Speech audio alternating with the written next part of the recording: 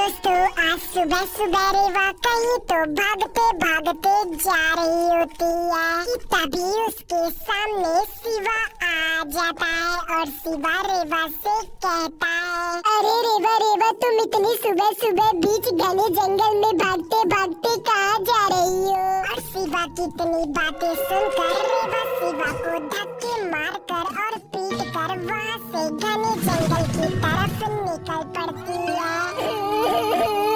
अरे बाप, जरूर रेवा किसी मुसीबत में होगी, मुझे रेवा का पीछा करना चाहिए। और इतना कहकर शिवा रेवा का पीछा करने लगता है, लेकिन शिवा को नहीं पता होता यह वह बहुत ही बड़ी मुसीबत में फंसने वाला है। और तभी शिवा देखता है कि रेवा घने जंगल में एक राक्षस का रूप ले रही है। अरे बाप रे बाप, ये कोई रेवा नहीं बल्कि ये तो एक राक्षस है, मुझे यहाँ से भागना होगा। और तभी वह राक्षस शिवा को देख लेता है और वह तुरंत ही शिवा के पीछे पड़ जाता है। और तभी देखते ही देखते वहाँ पर असली रेवा आ जाती है और वह शिवा को